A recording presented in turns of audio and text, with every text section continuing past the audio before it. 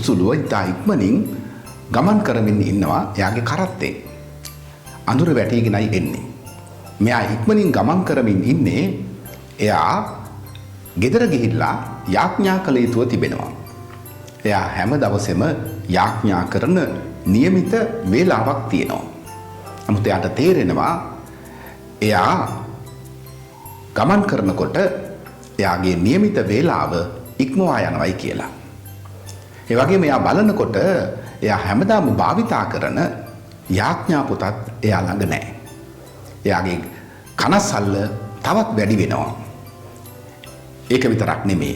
මෙහෙම යොහුසුලුව ගමන් කරනකොට එයාගේ කරත්තේ රෝදයක් අබලන් වෙලා ගැලවිලා යනවා.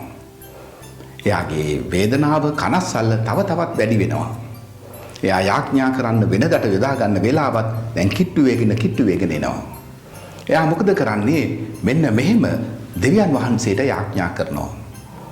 අනේ දෙවියනි, ඔබ වහන්සේ දන්නවා මම හැමදාම ඔබ වහන්සේට යාඥා කරනවායි කියලා. නමුත් මගේ දුර්වලකමින් මගේ අතපසු වීමෙන් මම යාඥා පොත ගෙනල්ලා නැහැ.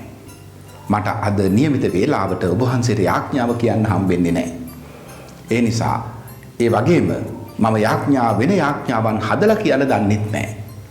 ඒ නිසා මගේ යාඥාව මේකයි. මම හෝඩිය 5 වතාවක් මුල ඉඳලා අගට ප්‍රකාශ කරනවා. ඔබ වහන්සේ සියලුම යාඥා මොනවද කියලා හොදාකාරව දන්න නිසා හෝඩියේ අකුරු ටික ඒ යාඥාවන් විදිහට හදාගන්න කියලා ඔහු යාඥා කරනවා.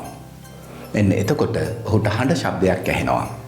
මගේ ආදරණීය දරුවා, මා මෙතෙක් ඔබගෙන් ඇසූ වටිනාම හා ලස්සන යාඥාව මේකයි. මොකද ඔබ මේ යාඥාව කළේ පොතකින් නෙවෙයි, ඔබගේ හදවතින්මයි.